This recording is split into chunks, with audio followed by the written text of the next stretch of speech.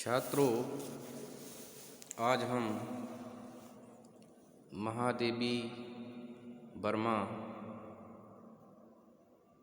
की कविता ये मंदिर का दीप इसे नीरव जलने दो को लेकर उपस्थित हुए हैं। महादेवी जी की ये कविता दीप शिखा काव्य संग्रह में संकलित है और इस कविता में महादेवी वर्मा जी की प्रणय भावना एक अज्ञात सत्ता की ओर देखी जा सकती है। जिस प्रकार से एक दीपक जलता रहता है, उसी प्रकार से महादेवी जी ने अपने शरीर को एक दीपक के रूप में प्रस्तुत किया है। आइए छात्रों, आज हम इस कविता के विषय में जानने का प्रयास करते हैं। यह मंदिर का दीप इसे नीरव जलने दो।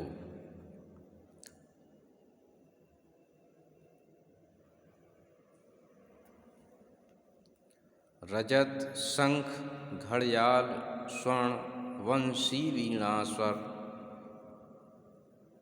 गाए आरती बेला को सत सत लय से भर। जब था कल कंठों का मेला, बेहसे उपल तिमिर था खेला। अब मंदिर में इष्ट अकेला, इसे अजिर कर शून्य गलाने को गलने दो। ये मंदिर का दीप इसे नीरव जलने दो। महादेवी जी अपने शरीर को एक दीपक के समान प्रस्तुत करती हैं और कहती हैं कि यह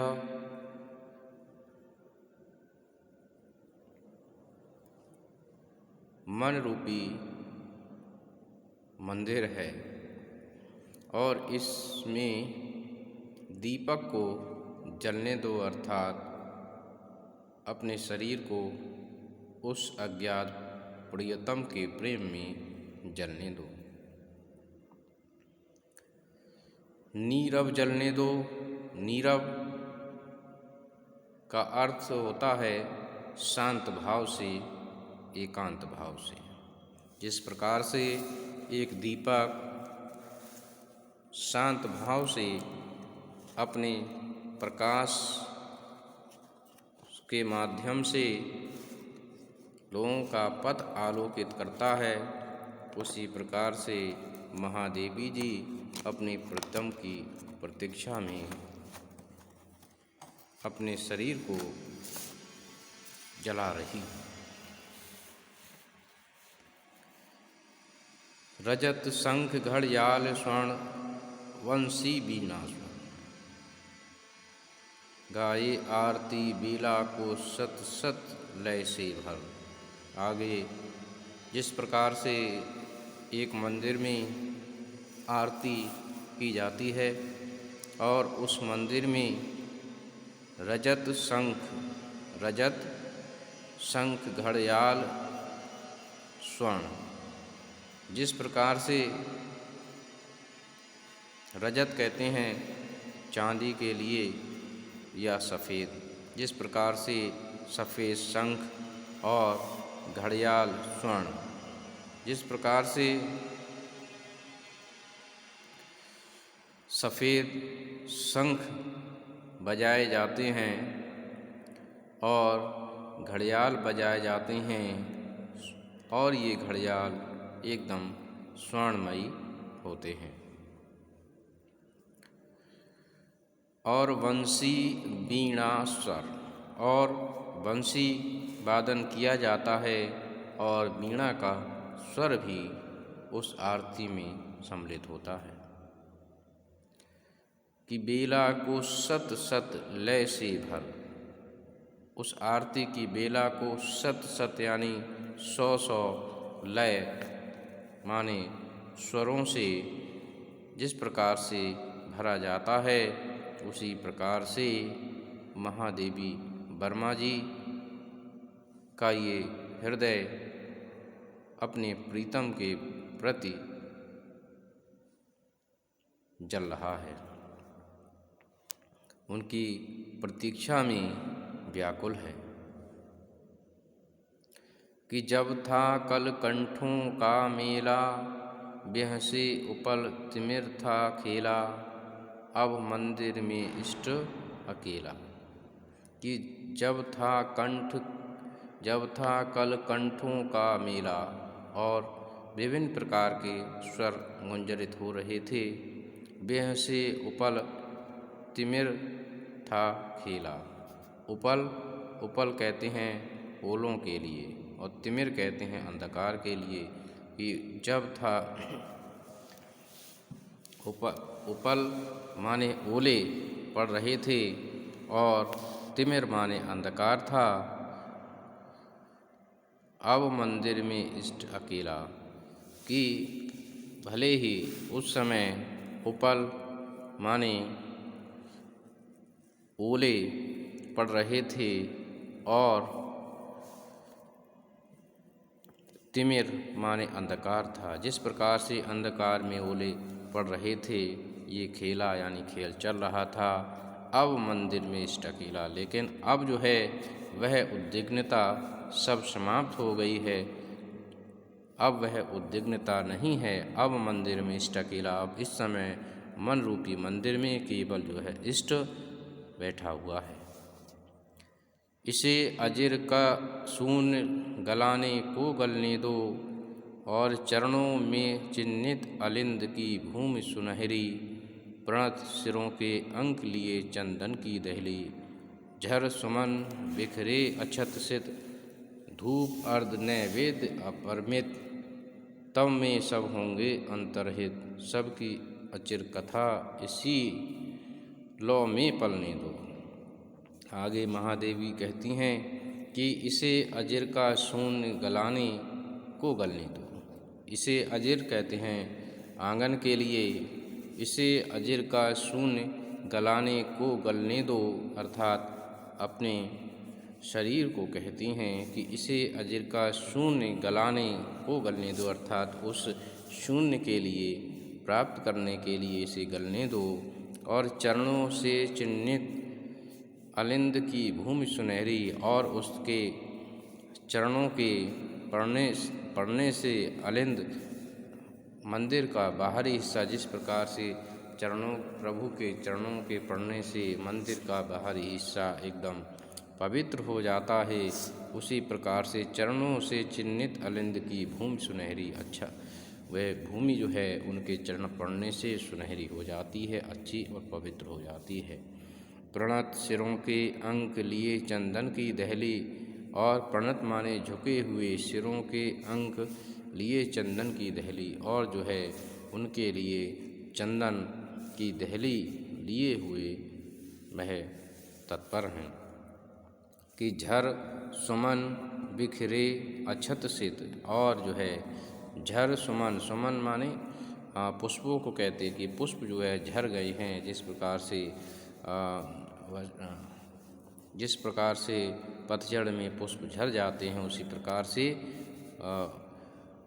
झर सुमन बिखरे अक्षत सित। बिखरे अक्षत माने अनेकों, सित माने सफ़ेद, और धूप अर्ध नैवेद्य अपरमित, और धूप रूपी जो है नैवेद्य अपरमित माने जिसकी कोई सीमा ना हो।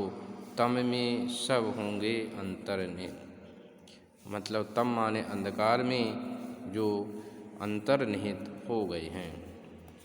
कि सबकी अचिर कथा इसी लौ में पलने दो, अर्थात अंधकार और प्रकाश ये सबकी कथा जो है इसी अर्चित कथा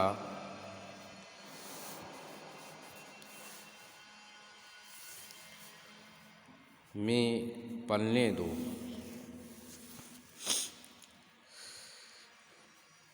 पल के मन के फेर पुजारी विश्व सो गया, प्रतिध्वनि का इतिहास प्रस्तरों बीच खो गया। सांसों की समाधि सा जीवन, मसी सागर का पंथ गया बन। और क्या आगे कहा कि पल के मन के फिर पुजारी विश्व सो गया, भले ही कि पल भर में मन के माने मोती फिर पुजारी विश्व सो गया, भले ही पुजारी आरती पूजा अर्चना करके वह सो गया हो, भले ही विश्व जो है सो गया हो, प्रतिध्वनि का इतिहास प्रस्तरों बीच खो गया हो। और प्रतिध्वनि जिस प्रकार से पत्थरों से ध्वनि टकराकर वापस आती है, परंतु जो मनुष्य हैं उन मनुष्यों को पत्थरों के रूप में महादेवी जी ने देखा है, उनसे आवाज़ भी वापस नहीं आ रही है। कि सांसों की समाधि सा जीवन, मसी सागर का पंथ बन गया। अर्थात सांसों की समाधि सा जीवन, जिस प्रकार से समाधि अवस्था में सांसें आने जाने बंद हो जाती हैं, वैसा ही जीवन हो गया है। कि मसी सागर का पंथ गया वन, मसी स्याही रूपी सागर का पंथ बन गया है। और रुका मुखर कण कण का स्पंदन, और हर तरफ रुका मुखर कण कण का स्पंदन, हर प्रकार की धड़कनें रुक गई, अर्थात सभी शांति अवस्था में हैं, एकदम नीरव हैं, शांत हैं, एकांत हैं। इस ज्वाला में प्राण रूप फिर से ढलने दो, इस ज्वाला में मिलन की जो अग्नि है उसमें प्राण रूप फिर से ढलने दो, अर्थात इसमें प्राण पड़ने दो। उनके विरह में, प्रीतम के विरह में मुझे जलने दो। झंझा है दिग्भ्रांत रात की मूर्छा गहरी, झंझा माने तूफान, दिग्भ्र में तूफान, अंतर्द्वंद उनके मन में चल रहा है, रात की मूर्छा गहरी, और जो है हर तरफ जो है मूर्छा छाई हुई है। कि आज पुजारी बने ज्योति का ये लघु लहरी, ज्योति का ये लघु लहरी प्रहरी, जब तक लौटे दिन की हलचल तब तक ये जागेगा प्रतिपल, रेखाओं में भर आभा जल, दूत सांझ का इसे प्रभाती तक चलने दो। अर्थात महादेवी कह रही हैं कि पूरा संसार जो है एकदम शांत और नीरव अवस्था में जब सो रहा है, और पुजारी दिग्भ्रांत रात की मूर्छा गहरी, आज पुजारी बने ज्योति का ये लघु प्रहरी, अर्थात जिस प्रकार से पुजारी आरती करता है उसी प्रकार से आज मेरा जो है शरीर रूपी जो दीपक है उसे जलने दो। ज्योति का लघु प्रहरी, अर्थात लघु छोटा सा प्रहरी, मतलब जो उसकी सुरक्षा करने वाला होता है उसके लिए कहा गया है। जब तक लौटे दिन की हलचल, अर्थात जब तक जो है दिन निकले तब तक इसको जो है प्रतिपल जलने दो, जब तक जो है रेखाओं में भर आभा जल, दूत सांझ का इसे प्रभाती तक चलने दो। अर्थात ये दूत जो है संध्या का है, परंतु प्रभात तक इसको जलने दो। महादेवी वर्मा जी का यहाँ अंधकार और से आशय अज्ञानता, यह सांसारिकता से है, और प्रभात का आशय है कि उस परम सत्ता से जब मिलन होगा तो प्रकाश ही प्रकाश होगा। उस अज्ञात प्रीतम के प्रति उनकी ये भावनाएं व्यक्त हुई हैं। तो मैं समझता हूँ छात्रों आपने इनको समझा होगा। धन्यवाद।